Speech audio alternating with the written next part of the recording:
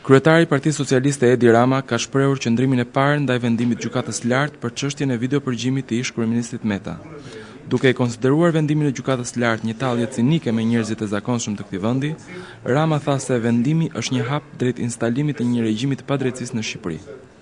Në cilësinë e liderit të opozitës, Edi Rama u shpreh se ai është i vetëdijshëm për zemërimin që vlon mes shqiptarëve të zakonshëm për këtë vendim të drejtësisë shqiptare.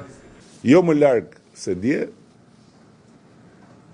ne dhe gjithë Shqipëria u bëm dëshmitar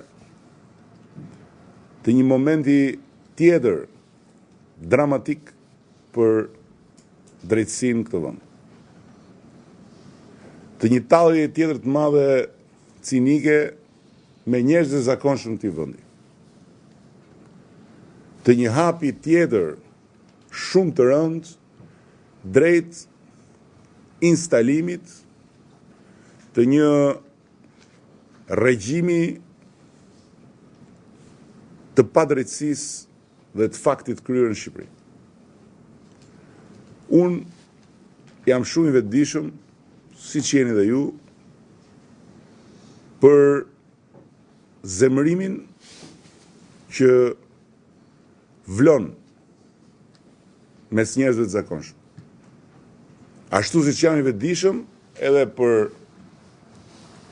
kërkesën këmbgulse të pjesës më aktive të popullit opozitar për të reaguar fort ndaj padrejtësisë dhe ndaj të gjitha shprehjeve të saj që i ndeshim çdo ditë në çdo hap të keq qeverisës së këtij vendi.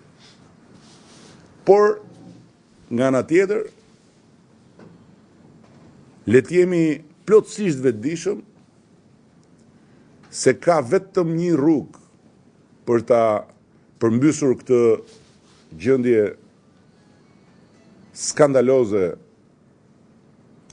të bashkëjetesës së vendit, dhe kjo është rruga e ndërtimit të alternativës europiane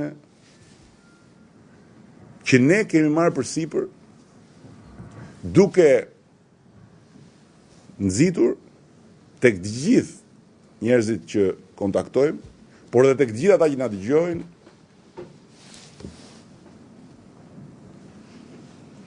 domosdoshmërisht bindjen se është vota dhe vetëm vota ajo që mund të bëj ndryshimin e madh. Kryetari i Partisë Socialiste edhe një herë ka vlerësuar se PS është duke ndërtuar alternativën europiane të vendit përmes programit të ri të saj për një rilindje shqiptare. Rama tha në këtë takime të zgjedhur vendor se pritet një kontribut dhe angazhim më i madh nga të zgjedhurit e çdo niveli.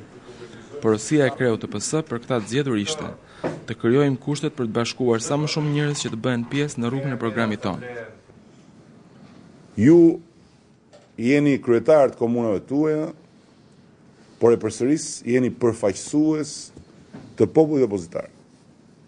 Dhe si tillë nuk duhet të pushoni në asnjë çast, jo vetëm në shërbim të qytetarëve pa dallim në çdo komunë ku qeverisni, por edhe në komunikim, në shpjegim, në krijimin e kushteve për të bashkuar sa më shumë njerëz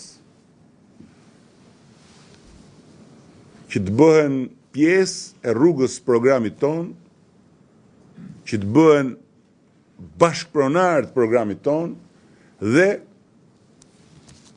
që të vetëdijsohen që për ta realizuar atë program na duhet pjesëmarrja më e madhe që ndonjëherë ka pasur në këtë vend në procesin zgjedhor. Dhe solidariteti më i madh që mund të krijohet mes gjithë njerëzve që duan ndryshimin për ta kurorzuar këtë ndryshim duke vendosur gurin e themelit, fitoren e zgjedhjeve të tashme.